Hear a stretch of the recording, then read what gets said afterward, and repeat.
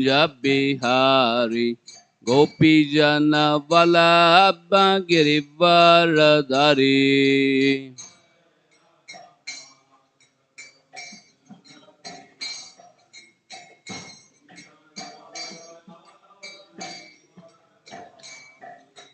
Yashoda Nandana Brajanaranjana Yamunatira Vanachari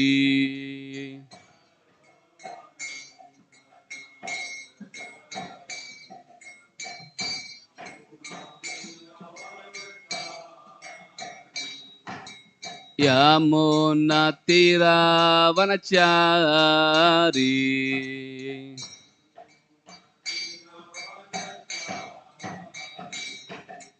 Yashoda Nandana Brajanaranjana Yamunatira Vanachari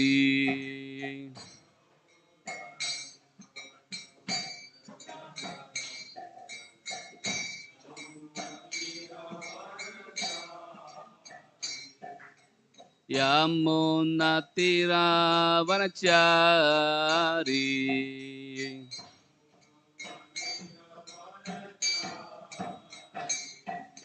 Jai Radha Madhava Kunja Bihari Gopijana Vallabha Girivaradhari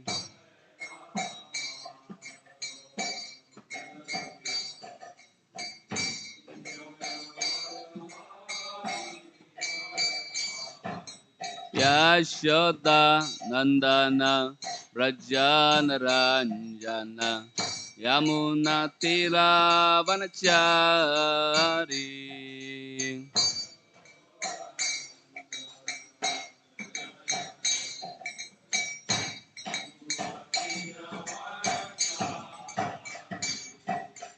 Hare Krishna, Krishna Krishna, Hare Hare, Hare Rama, Rama Rama, Hare Hare.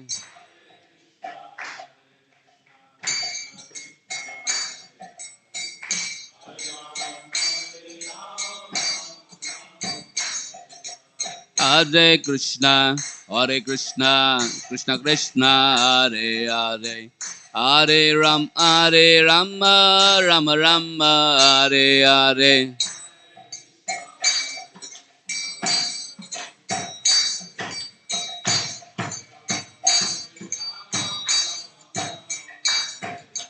Hare Krishna, Krishna Krishna, Hare Hare, Hare Rama, Rama Rama, Hare Hare.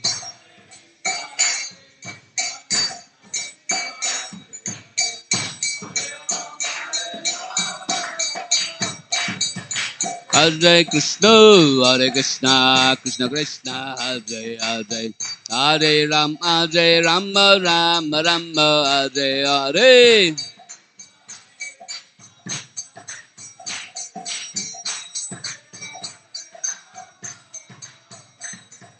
Hare Krishna, Krishna Krishna, Hare Hare, Hare Rama, Rama Rama, Hare Hare.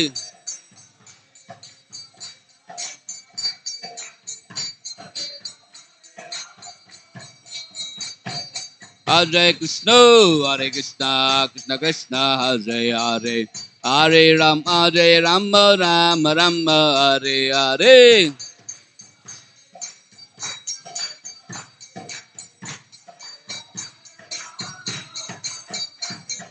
Hare Krishna, Krishna Krishna, Hare Hare, Hare Rama, Rama Rama, Hare Hare.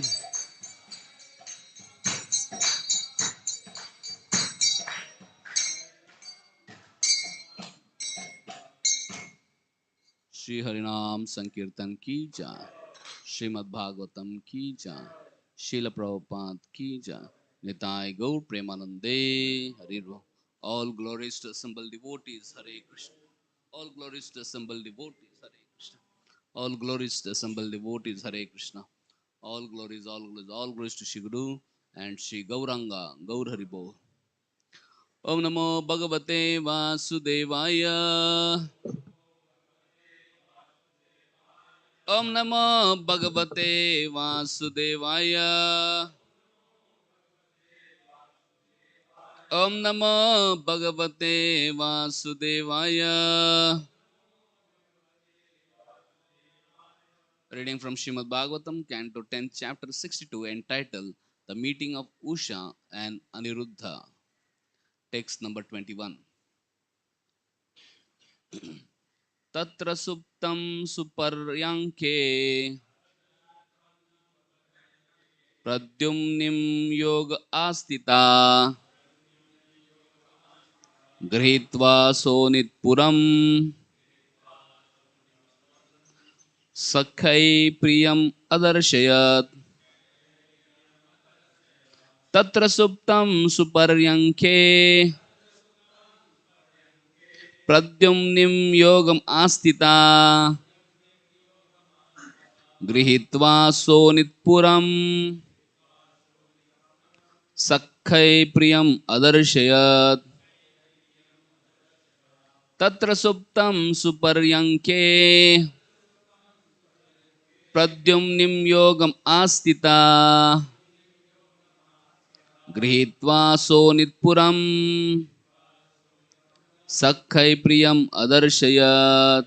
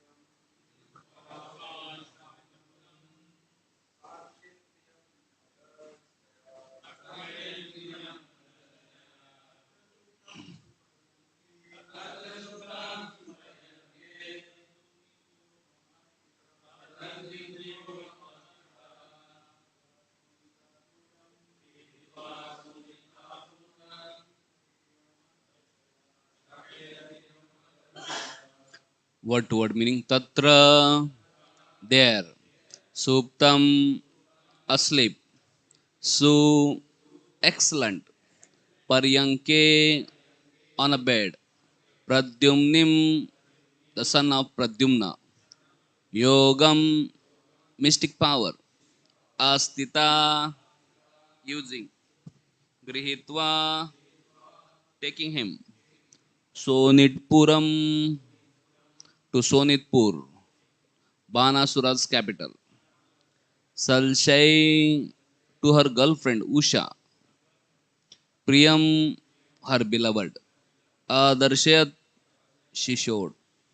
Translation and purport by disciples of His Divine Grace A.C. Bhaktivedanta Swami Srila Prabhupada. Srila Prabhupada ki jai. Disciples of Srila Prabhupada ki jai. There she found Pradyumna's son Aniruddha sleeping upon a fine bed. With her yogic power, she took him away to Sonitpur, where she presented her girlfriend Usha with her beloved. Purport. Srila Vishwanath Chakravarti comments as follows on this verse. It is stated here that Chitralekha resorted to mystic power, Yogam Astita. As explained in Harivamsha and other literatures, she needed to employ her prowess because when she arrived at Dwarka, she found herself unable to enter Lord Krishna's city. At that time, Sri Narad Muni instructed her in the mystic art of entering. Some authorities also say that Chitralekha is herself an expansion of Yoga Maya. Om Ajnanatimirandasya Jnananjana Chakshurunmilitam Yena Tasmai Shri Gurave Namaha.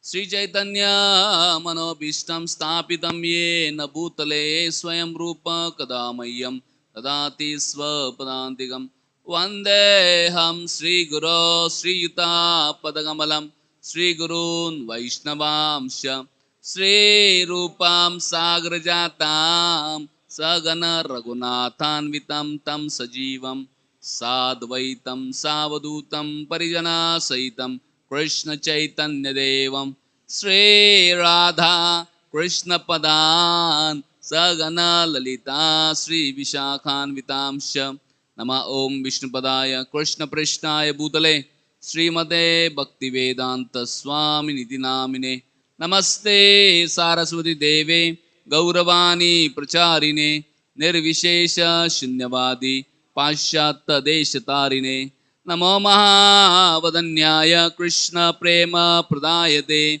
Krishnaya Krishna Chaitanya Namine Gaura Tushe Nama He Krishna Karuna Sindhu Deenabandhu Jagatpate Gopesha Gopika Kanta Radha Kanta Namastude Tapta Kanchana Gaurangi Radhe Vrindavaneshwari Vrishabhanu Sute Devi Pranamami Hari Priye Nilachala Nivasaya Nityaya Paramatmane Balabhadra Subhadrabhyam Jagannathaya Te Nama Vancha Kalpatarubhyasya Kripa Sindhu Evacha Paditanam Pavanebhyo Vaishnavebhyo Namo Nama Jai Sri Krishna Chaitanya Prabhu Nityananda Shri Advaita Gadadhara Shivasadi Gaura Bhakturinda Hare Krishna Krishna Krishna Hare Hare Hare Rama Rama Rama Hare Hare Hare Krishna Krishna Krishna Hare Hare Hare Rama Rama Rama Hare Hare Hare Krishna Krishna Krishna Hare Hare Hare Rama Rama Rama Hare Hare.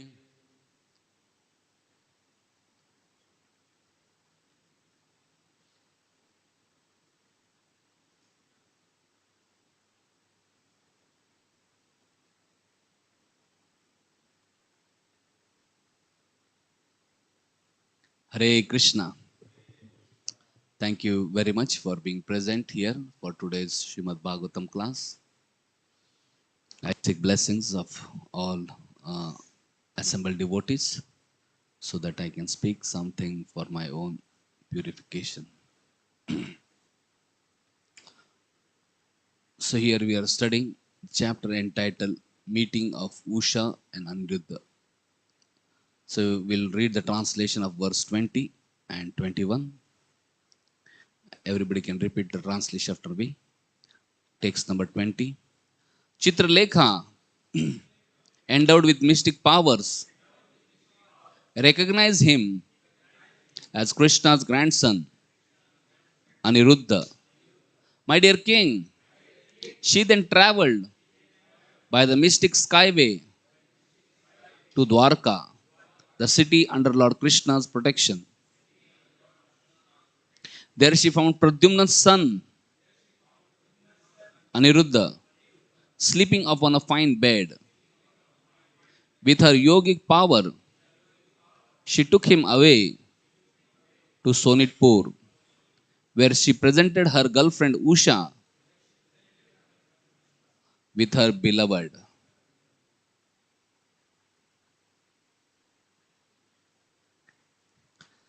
Hare Krishna.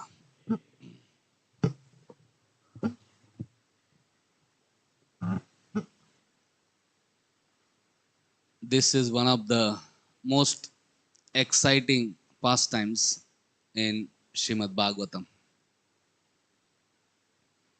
We see in Vrindavan during Krishna performing childhood pastimes, we see great Lord Brahma was bewildered. And that is a famous pastime called Brahma Vimohan Leela. And this is a pastime which leads to bewilderment of Lord Shiva. Shiva Vimohan Leela. So we see definition of Supreme Lord as explained by Vyasdev in the first verse of Srimad Bhagavatam, Janmadhiyasyata anavayat itarastha artheshu abhigya swarat tene brahma hridaya adi kave muyyanti yat surya. Muyyanti yat surya. Supreme Lord is one who bewilders everybody. Nobody can understand Supreme Lord unless Supreme Lord himself reveals. One can know Supreme Lord only by mercy of Supreme Lord. And anybody can be bewildered by Supreme Lord. Even great personalities like Brahma and Shiva also. What to speak of ordinary living entities. So especially these pastimes, in conclusion, you will find uh, about how even Lord Shiva fought with Krishna and how later on Lord Shiva surrendered to Krishna.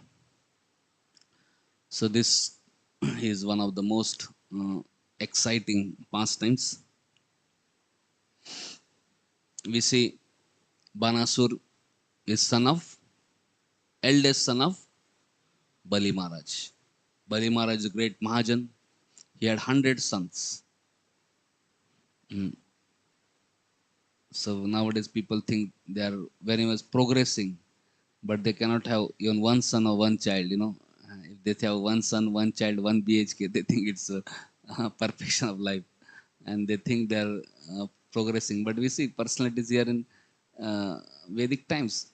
They are having so many wives and so many children, and it's not just so many people having 100 sons.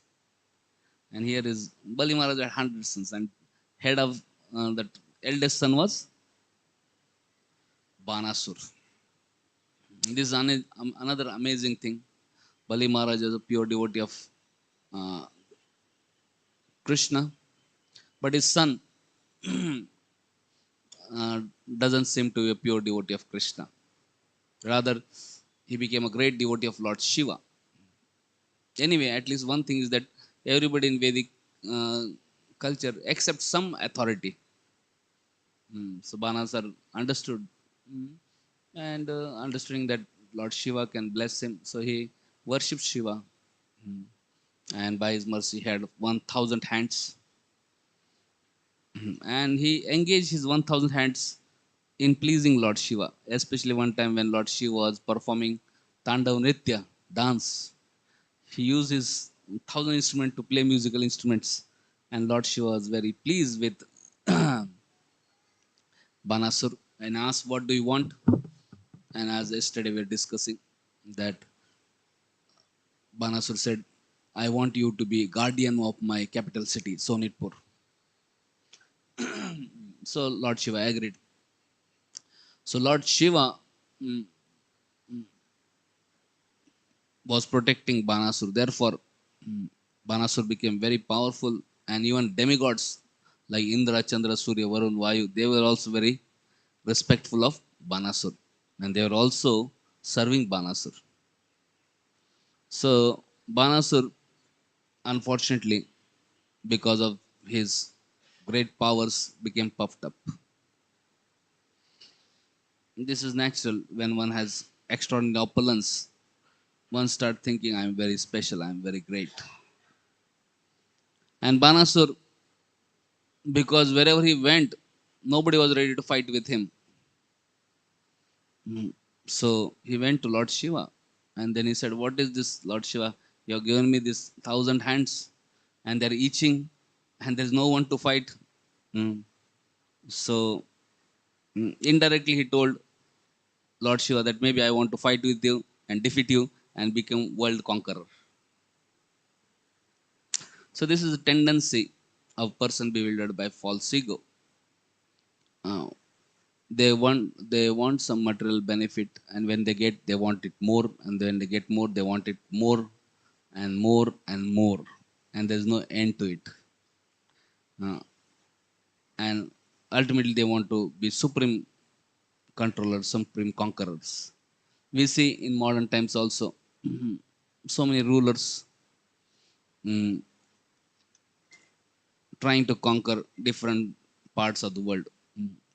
Alexander, he wanted to conquer and conquer and conquer. Finally, he was conquered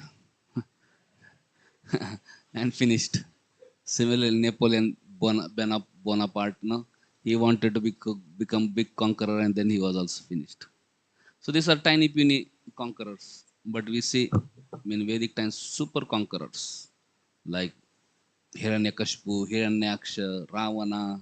Here we see Banasur, very powerful.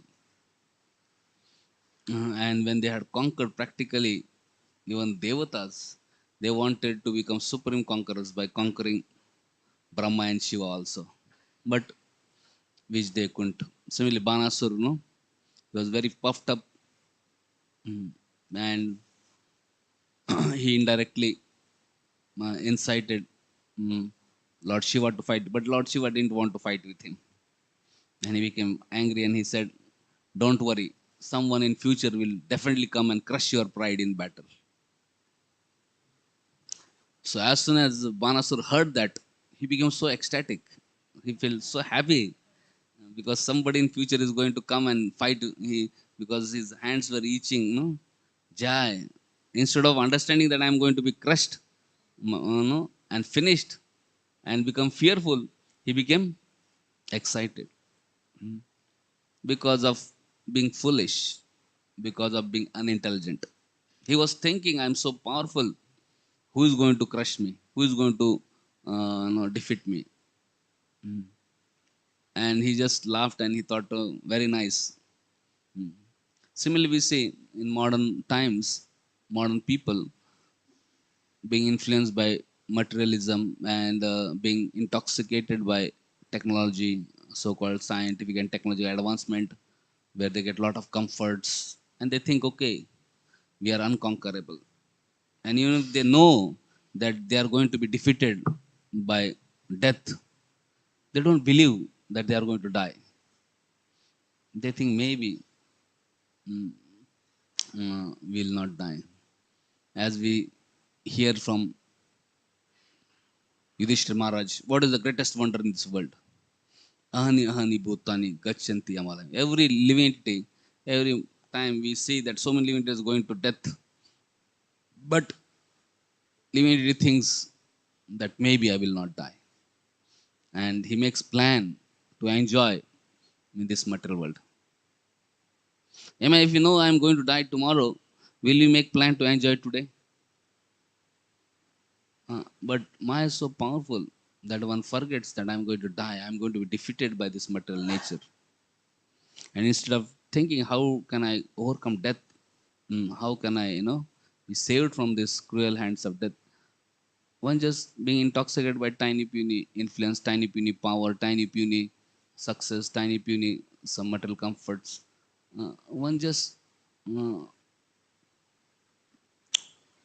loses the opportunity to actually solve the problems of life and just waste his life uselessly.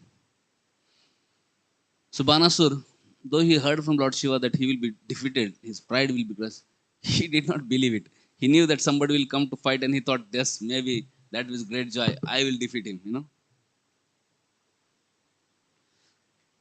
So anyway, time passed and later on we see how Banasur's daughter was Usha. So one time she happened to see Lord Shiva and Parvati. Mm, Parvati enjoying with Lord Shiva. So she also developed desire that maybe when I will also have such experience. So Parvati said, "Don't worry, mm, don't be impatient. And soon you will also meet one handsome person who will be your husband." And then Usha was wondering, "Who will be my husband?" She said, "On Dwadashi day of Vaishak month, the bright fortnight, uh, one personality will come in your dream, and that will be your husband." So these personalities are very great, actually. Banasur or Usha. Imagine to see Lord Shiva. Who can see Lord Shiva? So these personalities are able to see Shiva. They are able to talk with him. So they are very great personalities.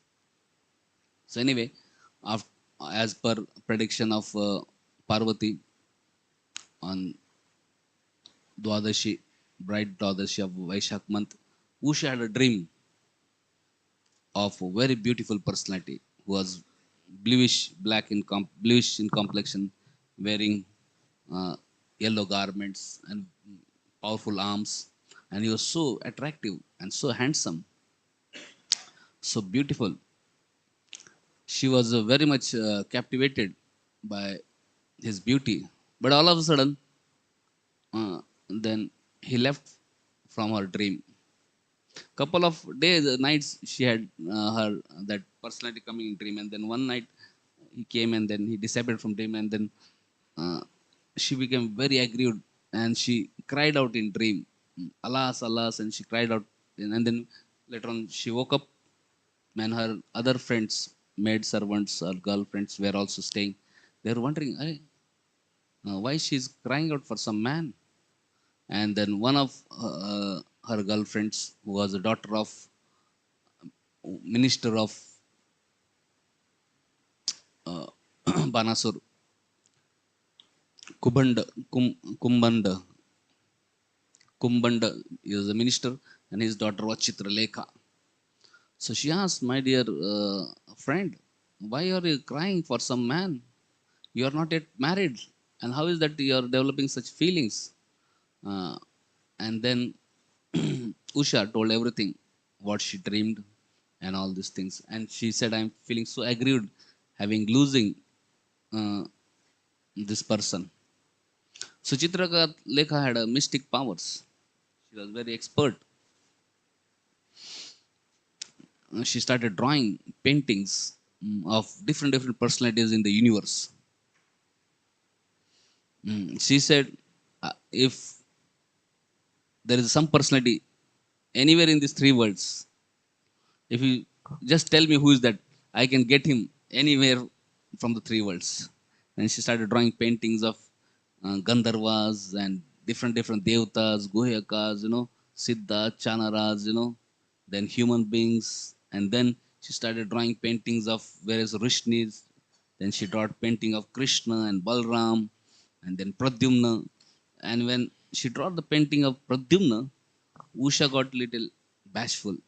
And when she drew painting of Aniruddha, immediately she put her head down, and she felt very shy, and she said, "This is the person."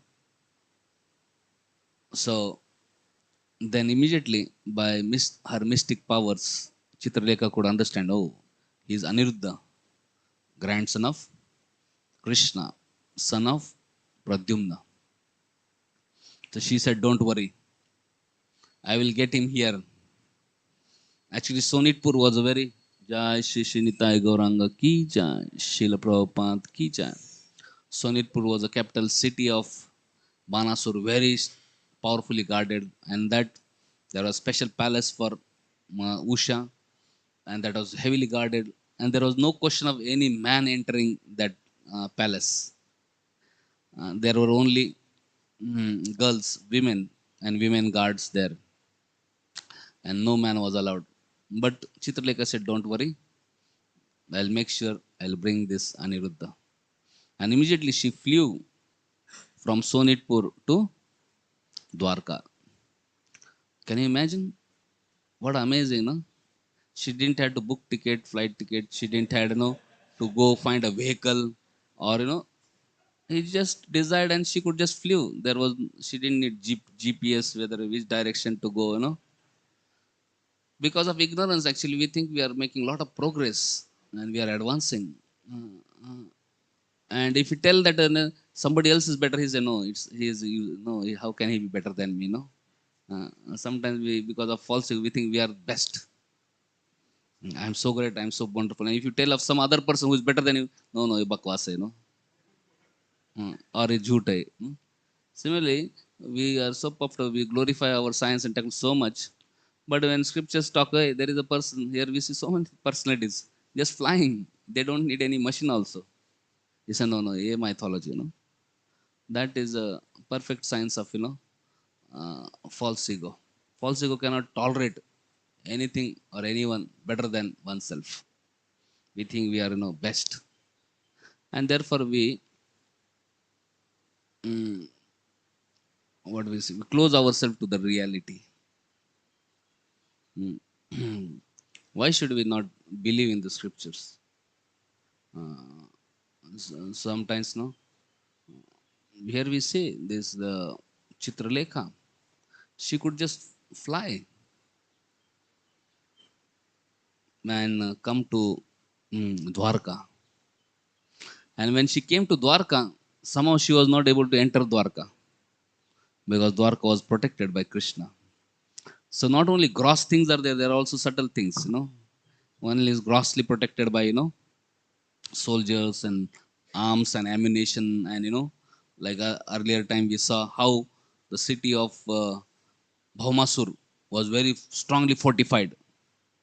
There was canal, water canal, and then there was big walls, then there were electric wire fencing, then there was fires and different kinds of boundaries were there, so nobody could penetrate the city. So this is gross, but there is also subtle coverings. So by uh, powers of Krishna, Dwarka city was covered, and though she flew, she couldn't enter, the city. Here it is said in purport that Acharya has explained how the Narad Muni came and trained Chitralekha in mystic power how to enter. Actually, nobody without mercy of a devotee can enter Lord and Lord's abode. So by mercy of Narad Muni, then she was able to enter Dwarka. And when she entered, this Aniruddha was sleeping in his own room and on a fine bed. And immediately by her mystic powers, Chitralekha lifted Aniruddha and flew back and brought directly in palace of Usha. And she presented Aniruddha to Usha. And when Usha saw Aniruddha, she became so happy. And immediately Usha took Aniruddha to her inner chambers, and then she started serving Aniruddha so nicely. She gave beautiful dress, garments to Aniruddha, made beautiful flower garlands offered, then offered sandalwood, then gave beautiful, wonderful scents, and then also gave wonderful food to eat and drinks to drink. And she served Aniruddha so affectionately that Aniruddha completely forgot how time was passing. And here, almost practically, it is said that 4 months passed, and all the Dwarkavasis were wondering what happened to Aniruddha. Where is he? And he has not come back. And here, Aniruddha was in palace of Usha, and nobody knew about Aniruddha's presence except Chitralekha. Even the outside guards didn't know about Aniruddha inside. Because mm, Chitralekha and Usha knew that if any guards come to know, then they will inform Banasur and there will be big problem. But anyway, after some months, because Usha became pregnant, uh, guards could understand by her bodily features that there is something wrong. She is, and then immediately they inform to Banasur because they were thinking, if imagine Banasur comes to know, he will shout, he may punish us terribly. That we are guards, we are supposed to guard, and how come something has happened, and how come some man has entered. So they didn't know somebody has entered, but they thought some problem is there when they saw Usha's condition. So when Banasur heard about it, Banasur became so angry. Immediately, Banasur came with some army to the Usha's palace. And when entered Usha's palace, inside inner chambers, he was surprised to see that there was a beautiful personality. He was so beautiful. He is son of Pradyumna, who is Cupid. So naturally, he's extremely, and his grandson of Krishna, very, very beautiful, very attractive. And when he saw him, and he was amazed, he was peacefully playing dice with Usha, very calm and peaceful. I was wondering how dare he can, be so peaceful in sitting in his my daughter's palace and playing with my daughter. This was unimaginable. In Vedic times, no unmarried girl can play with any other boy or man, So, and he was saying, my daughter, and how can he play with some other boy? Hmm. That was considered as such a big black spot on family tradition. So that was unacceptable. Nowadays, things have changed. Girls play with boys play with. People think it's okay. So this is actually degradation of culture. Here, Banasur is called Asur. He's coming from Asur dynasty, but even they had a culture. So modern culture, especially free mixing of boys and girls, is considered actually animalistic. Nowadays, because of foolishness, one may think this is advanced culture. Oh, boys are mixing with girls, girls are mixing with boys. This may be considered so-called advanced culture, but actually, this is technically, from Shastric point of view, degraded culture, animalistic culture. So this is actually speciality of Kali Yuga. Kali Yuga means whatever is religion is considered irreligion, and whatever is irreligion is considered religion. Free mixing between man and woman is actually considered irreligion, but in Kali Yuga this is very much glorified. And if you avoid association opposite sex person, think maybe something is wrong with him. Maybe he's not cultured. He doesn't know how to interact. All this foolishness. So this is Kali Yuga specialty. Adharma is considered dharma. Dharma is considered dharma. Anyway, when Banasur saw it, he was amazed. How can he be so cool? And immediately became angry, shouted, and immediately all the soldiers attacked Aniruddha. Aniruddha just looked around. He had his club, strong club, and in this club he started fighting, and he defeated all the soldiers. And from all direction, all soldiers attacked, but he was single-handedly fought and defeated, and all of the soldiers ran away, just fearing for their life. Some of them got killed, some of their heads got smashed, thighs got smashed, arms got smashed. So in front of Banasur, immediately, all these soldiers were defeated. Banasur couldn't tolerate that. He became very angry. Then immediately, Banasur used his own mystic powers. Banasur also had many mystic powers. And by his mystic powers, especially he sent Nagapash, snake, some, Pash. And by that, he captured Aniruddha. Acharyas explained that actually Aniruddha, it was not possible for Banasur to capture him. But Yogamaya allowed Banasur to be captured because to facilitate the pastime of Krishna. Because further pastime of Krishna was going to unfold. So therefore, Yogamaya allowed Aniruddha to be captured by Banasur. Otherwise, there's no possibility of Aniruddha being captured by Banasur. So we see later on when Aniruddha was captured and imprisoned, Usha felt very sorry. She started crying, but she couldn't do much. And here in Dwarka, anyway, all the Dwarkavasis were bereaved. They were wondering where this Aniruddha has gone. They're feeling concerned. His all friends and family members. Then Narad Muni came there and he informed that he informed everything what happened and how Aniruddha was taken there and how he was there in Usha's palace and how army attacked and how Ando very valiantly fought and defeated everybody and how this Banasur captured him with Nagpash. So when Narad related all this, all Yadu Vanshis became very angry and immediately all of them marched to fight with Banasur.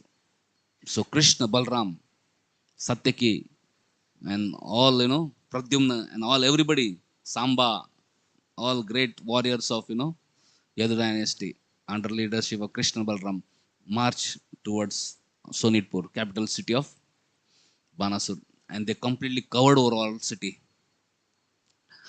And then when Banasur saw that, great army of Rishnis have come. He became very excited. He became very happy. Jai, wonderful. Now is the opportunity. And since Lord Shiva was the guardian of his city, naturally, when Lord Shiva saw that Krishna and Balram and all have come, immediately he also participated in fight to protect Banasur. So Acharya explained actually Lord Shiva participated in fight for a couple of reasons. One reason was he wanted to mm, mm, enthuse and encourage Lord Krishna in fight. And he also wanted to reveal to whole world glories of Lord Krishna, especially how Krishna is supreme person of Godhead, superior to everyone, including Brahma and Shiva, and not only superior to even Brahma and Shiva, but also even superior to even other avatars like Lord Ramchandra. So Lord Krishna being Purna Purushottam Bhagavan, how he is supreme. So he wanted to demonstrate that. So he participated in the fight. So in that fight, this was a very historic fight, a very deadly, ghastly fight, terrible fight. Can you imagine? One side Krishna is there, Balram is there, Pradyumna, Satyaki, Samba, and all powerful generals of Yadu dynasty. Other side is Lord Shiva, Kartikeya. Mm, I think Ganesh and others may be also there, but Kartik is definitely there, no? Uh, huh? This Lord Shiva, Kartik, and then Banasur and his generals all were there. So there was a big um, fight. As soon as this news came that there's big fight, so many devatas came to see. Hmm. Even Brahma came from Brahma Loka. So many Siddha channels, all they assembled on the sky to watch the fight. We see nowadays when there is some uh, sports, cricket, football, Olympics, many people around the world come to see. But I don't think Devatas may be coming to watch that. No? That may be too insignificant for them. But can you imagine Brahma coming to watch the fight means it's really very special. Brahma coming from Brahma Loka, because he knew now there is a fight between Lord Krishna and Lord Shiva is going to be really something special. So all devatas they came. So it is said that in this fight,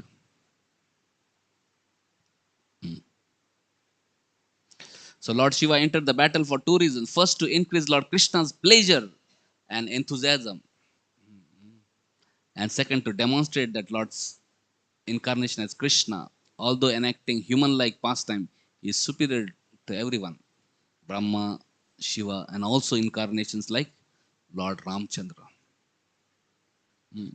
So that is one explanation given. Other acharyas explain that how Lord Shiva was bewildered by Yoga Maya.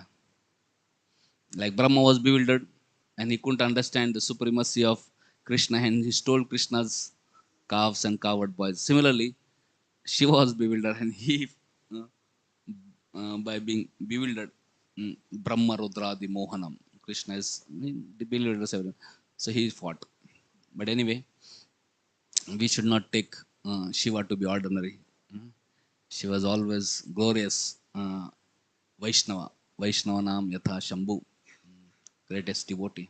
So sometimes some great devotees may do something apparently unconventional, but one should not seeing that become bewildered. One should know there may be some higher purpose. There may be some internal reason for whatever external things we are seeing. So when we see great devotees do something apparently contradictory, uh, one should not get bewildered. Hare, how is Lord Shiva fighting with Krishna? No. So Lord Shiva wants to increase pleasure of Krishna, give enthusiasm. How is Bhishma fighting against Arjun or Krishna? They have internal reasons. So we can't judge just because Bhishma is fighting against Arjun or Krishna. Bhishma is demoniac. No, we can't say like that. Uh, they have internal reasons. Similarly, we see uh, Nityananda Prabhu and Advaita Acharya fighting apparently. So one should not get bewildered. That is their internal pastime. That is uh, prema kalha, fighting with love. So, so ordinary person should never judge great personalities and commit offenses. So Lord Shiva, he entered the fight. So we see Lord Shiva fought with Krishna. Pradyumna fought with Krishna's son. No, sorry, Pradyumna Krishna's son fought with Banasura's, Lord Shiva's son, Kartikeya. Lord Balram fought with Kubhanda and Kupakarna, two commanders in commanders of Banasur. And then Samba, Krishna's son, fought with Banasur's son. And Satyaki, the commander in chief of Yadu dynasty, he fought with Banasur. So the fight was very terrible. So it is said with sharp pointed arrows discharged from Saranga. Krishna's bow is called as Saranga. Lord Krishna drew away all the followers of Lord Shiva. When Lord Shiva is coming to fight, all his followers also come. And who are the followers of Lord Shiva? Bhutas, Pramatas, Guyakas, Dakinis, Yatudhanas, Vetalas, Vinayakas, Pretas, Matas, Pishachas, Kushpandas, Brahma Rakshasas, whole this big army, These are all subtle beings and all are different personalities, Vinayak is different, Vetala is different, Pishacha are different, Dakini different, Brahma Rakshas, all different varieties of, subtle powerful beings, So Lord Shiva has a huge army. So Lord Krishna just drew away all these dangerous beings by shooting his arrows from Sarangbon. Then Lord Shiva invoked Brahmastra. Krishna also invoked Brahmastra and neutralized Shiva's Brahmastra. Then Lord Shiva sent a wind weapon. Krishna sent mountain weapon and checked that wind, And then Lord Shiva sent fire weapon, created so much huge fire. Lord Krishna sent rain weapon and completely extinguished the fire. Then finally they said Lord Shiva sent his own weapon, Pashupatastra. Then Krishna sent his Narayanastra, and Narayanastra defeated Pashupatastra. So practically whatever Shiva tried to do, everything was neutralized by Krishna. Then finally, then Krishna sent a special arrow, yawning arrow.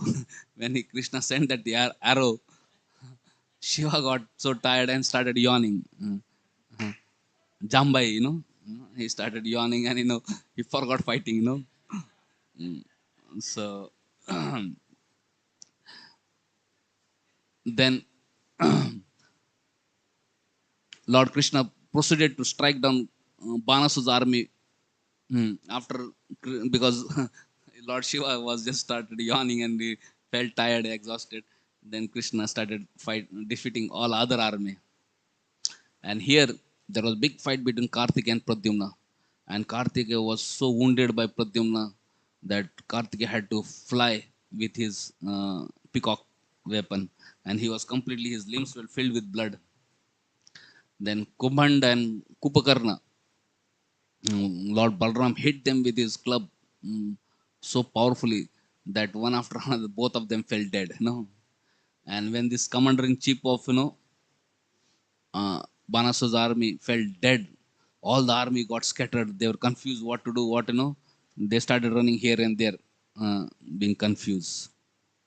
So when Banasur saw that his army is completely scattered and without any leader, confused, then Banasur was fighting with Satyaki. He gave up fighting with Satyaki and he thought, let me directly fight with Krishna. So he came. He was very excited to fight. So he directly approached Krishna, and then this Banasura had 1,000 arms. So with 1,000 arms, he took 500, bows, and he took two arrows with one bow, and practically 1,000. Can you imagine? 1,000 arrows he sent on Krishna. Uh, but Krishna just cut all the arrows in pieces, and then Krishna shot down uh, chariot driver of Banasur. Hmm. He shot that his chariot and as well as horses. So practically Banasur became bereft of his chariot driver, chariot and horses also. And then Krishna blew his conch shell, Panchajanya. So almost because he was just without any weapons and just finished, that time almost he was about to be killed. That time it is said one uh, Banasur's mother or Kothari Devi, she appeared because she was concerned of Banasur. She wanted to protect Banasur, and she was thinking what to do, how to stop Krishna from attacking Banasur. So just she appeared naked there, and when Krishna saw her, immediately Krishna turned his face away from it. And when Krishna turned his face, then Banasur took that opportunity to run away from the battlefield. He went to his palace. So it was like, mm.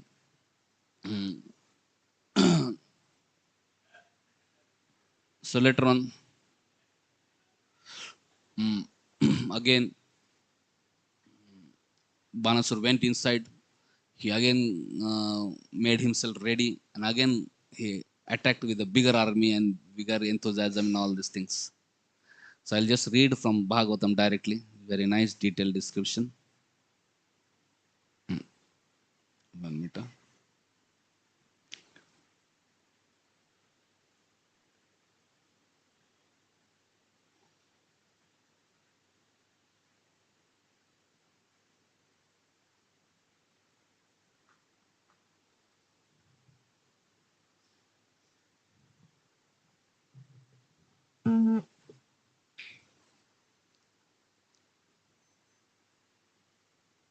Ah, so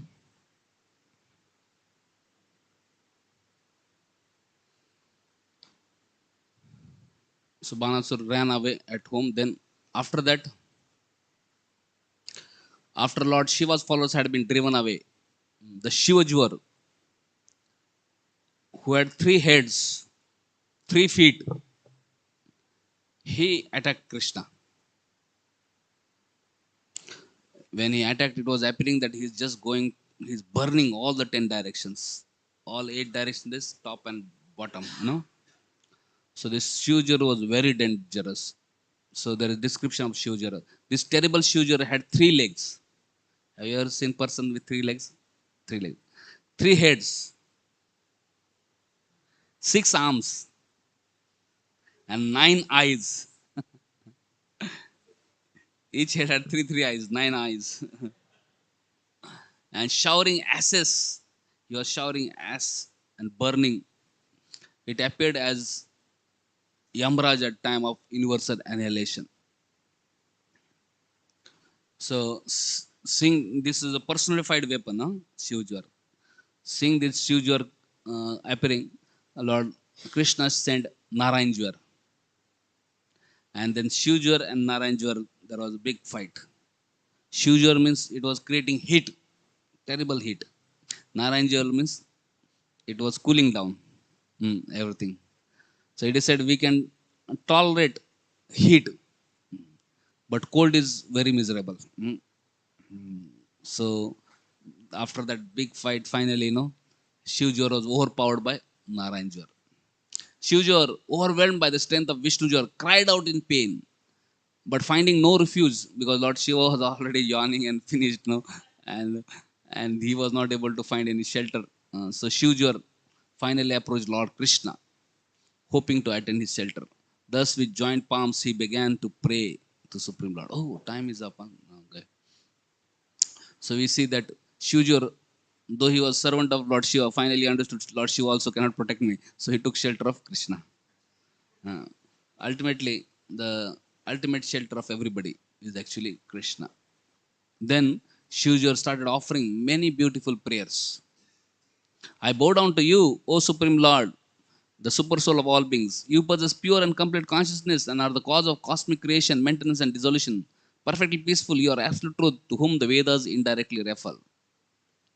O Supreme Person Godhead, time, fate, karma, the jivas and his propensities, subtle material elements, material body, the life fear, false ego, various senses, and totality of all this are reflected in living being subtle body. All this constitutes your material illusory energy, Maya, an endless cycle like that of seed and plant. I take shelter of you, the negation of this Maya. So in this way, he started offering prayers, and then Krishna always gives shelter anybody who surrenders. So Krishna gave shelter to this Shivajura, and then Krishna, Supreme Lord Krishna spoke, "O three-headed Shivajura, I am pleased with you. May your fear of my fever weapon be dispelled, and may whomever remembers our conversation here have no reason to fear you." So Krishna says, anybody he remembers this pastime, he will not have to fear Shivajura. Thus addressed, the Shivajur bowed down to the infallible Lord and went away. But Banasur there appeared, riding forth on a chariot to fight Lord Krishna. Carrying numerous weapons in his 1,000 hands, O king, the terrible, infuriated demon shot many arrows at Lord Krishna, the carrier of the disc weapon. Banasur continued hurling weapons at Supreme Lord Krishna. He began using his. So then, when Banasur was showering so many arrows, then Krishna used his Sudarshan Chakra. And with Sudarshan Chakra, he cut all his limbs. Especially, he had 1,000 arms. So Lord Krishna cut 996 arms of Banasur. And he kept 4 arms to Banasur. Lord Shiva felt compassion for his devotee Banasur, whose arms were being cut off. And thus he approached Lord Krishna and spoke to him as follows. So when Lord Shiva saw, "Hey, what's happening? My devotee Banasur is almost about to be finished." So he immediately came and Lord Shiva started offering prayers.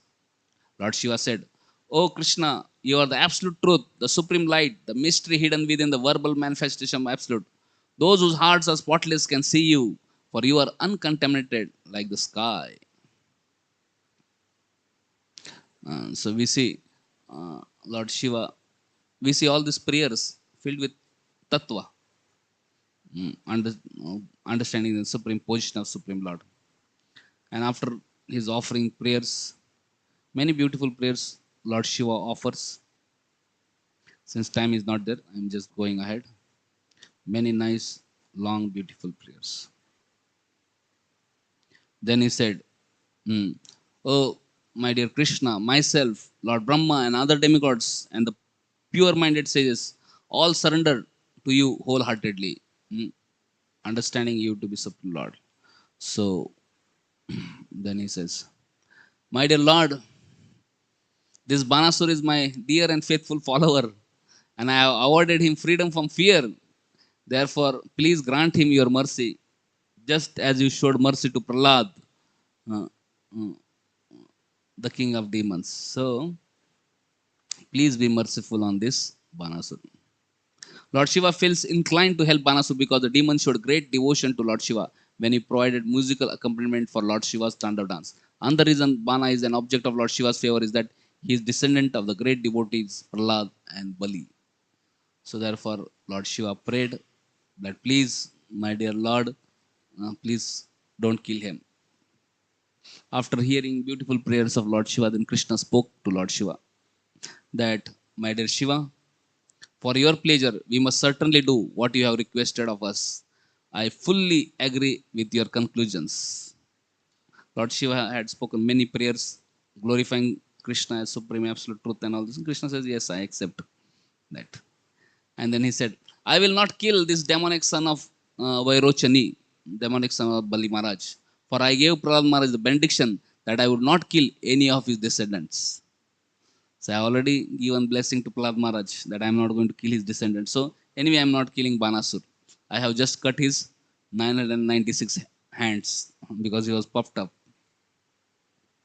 It was to subdue Banasur's false pride that I severed his arms and I slew his mighty army because it had become burden upon the earth.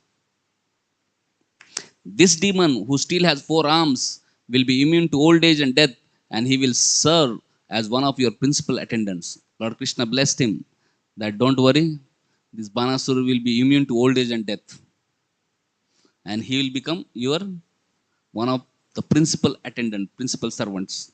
So Banasur became the servant of attendant, guard of Lord Shiva. Thus he will have nothing to fear on any account. Thus, attaining freedom from fear, Banasur offered obeisance to Lord Krishna by touching his head to the ground. Banasur then seated Aniruddha and Usha on their chariot and brought them before the Lord. So, and then at the front of the party, Lord Krishna then placed Aniruddha and Usha, both beautifully adorned with fine clothes and ornaments, and surrounding them with full military division. Thus, Lord Krishna took his leave of Lord Shiva and departed to Dwarka. Haribo. So here we see how this Usha and Aniruddha episode led to big fight between Krishna and Shiva, and how Lord Shiva surrendered to Krishna, how Banasur surrendered, and finally, very pompous marriage happened, marriage of Aniruddha and Usha. Thank you very much. Srimad Bhagavatam ki jai, Srila Prabhupada ki jai, Nitai Gaur Premanande, Hari Hari Bol.